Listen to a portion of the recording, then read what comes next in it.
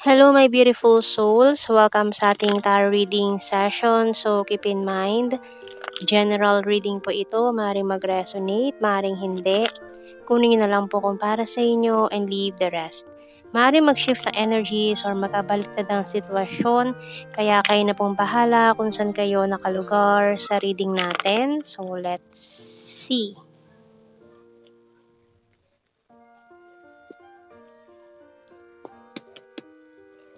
We have here the lock, knife, tarot cards, the ground, closed book, and the teddy bear.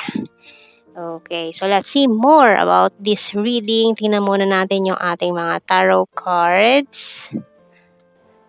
So may energies ng Earth sign, Taurus, Virgo, Capricorn. And okay, maring past energy na naman tayo, the knife and closed book, pencil card yung bottom card, yung mga mistakes na nangyari sa past or mga pagkakamali. So, tingnan natin sa ating tarot cards.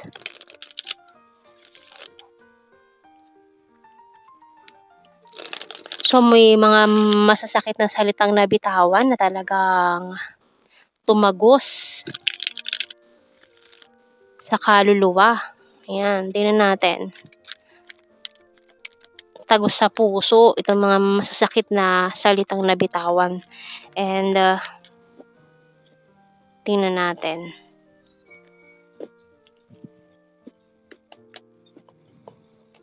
Wow, 8 of Wands and the Wheel of Fortune, Hermit card. Pero after kasi nitong no contact situation, nagkaroon ng no contact situation, nagnilay-nilay siya nag-hermit mode siya. So, marami siyang mga inisip, pinagplanuhan, or na-realize sa buhay niya. Nag-soul searching din marahil siya or nag-travel para makapag-isip-isip. So, we also have here a Two of Pentacles kasi nag-juggling siya noon parang hindi niya alam kung ano bang gagawin niya, anong pipiliin niya, anong desisyon ang gagawin niya. So, meron din tayong Knight of Wands. So, ngayon parang nakapag-ano na siya, nakabalik-balik na siya sa realidad ng buhay at marami na siyang gustong gawin. Kaso parang nagtatalo pa yung isip niya kung go for it na ba or maghihintay pa siya. So, we have here Temperance and the Queen of Wands. So, may naghahabulan pang pusa. Diyos ko, day. Ay, nako.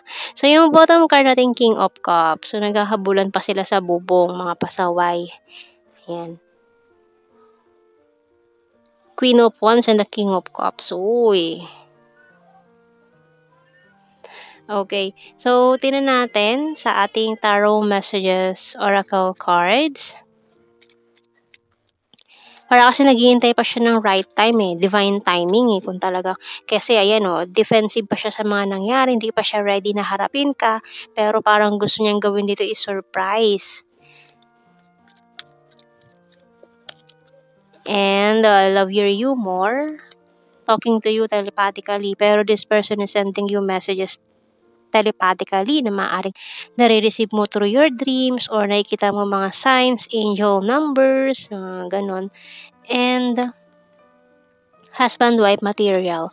I'm addicted to you and I miss you so much. Pero nami-miss ka nito So, kaya parang, ayun mag-o-offer pa siya ng cup of love Please, please accept my cup of love. And yung bottom card natin dito, patiently waiting siya. Naghihintay siya ng tamang pagkakataon.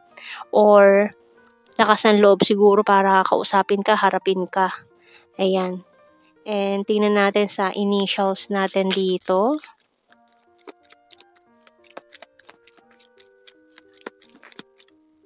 Letter N, E, Q, C, B, K, T, L, and P yung bottom card. So, tingnan natin anong message naman ng archangels natin dito.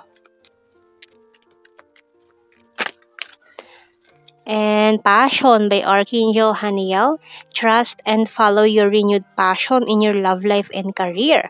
So, maaaring may mga na-renew na parang renew of vow. So, parang nakalimutan na. Parang ipaalala natin yung mga pangako natin sa isa't isa. Parang ganun. Parang gusto niyang ibalik yung mga pinangako niyo sa isa't isa. Para maalala niyo yung dati ninyong pagmamahalan. Parang ganun. And tingnan natin sa ating The Hidden Truth Oracle cards. Ayun naghihintay talaga to eh. I will wait for a sign from you. I couldn't let you get close to me. I don't react when people mention you. I wish things could be different. You and I were too young. And I'm becoming a better person. I bury myself in work to forget you. So, ginawa niya naman lahat daw para kalimutan ka. Pero, wa-effect Hindi nag-effect tong mga pinaggagawa niya para i-close na itong book na ito Pero talagang there is something in you na hindi niya makalimutan I wonder if you're happy without me and you speak to me through music. And yung bottom card pa natin dito I look for you everywhere. So, tingnan mo naman, talagang may something sa'yo na hindi makakalimutan nitong taong to at hinahanap-hanap ka niya kahit saan siya magpunta. Kahit alam naman niya na wala ka dun, pero hinahanap-hanap ka niya. Or yung presensya mo kasi parang gusto niya ulit maramdaman yun yung connection nyo. Kaya namimiss ka na nitong taong ito. Ayun sobrang namimiss ka niya. So, tingnan natin sa blue card, engagement. Yan. So, ito talaga yung gusto niya mangyari na magkaroon kayo ng union of hearts and celebration. Wow! So, gusto niya i-celebrate ito if ever na magkaayos pa kayong dalawa So, tingnan naman natin sa ating general signs and the messages. Cancer sign, green-minded, very serious, North PH, divine masculine and August, ex-lover, very loyal, Sagittarius, flower farm, birthmark, wands is fire sign, Aries, Leo, Sagittarius, and sword is air sign, Gemini, Libra, Aquarius. Meron din tayong number 3, South PH, emotional. Wow, kaya naman pala naging emotional to Twin flame energy daw. We have here number 4, full of charisma. September, June 8, ayan, and October. So, yung last card natin dito is amazing. Ayan. So, yan po ang ating reading, my beautiful souls. Thank you for watching. Take care and God bless. See you in our next reading, guys. Bye-bye.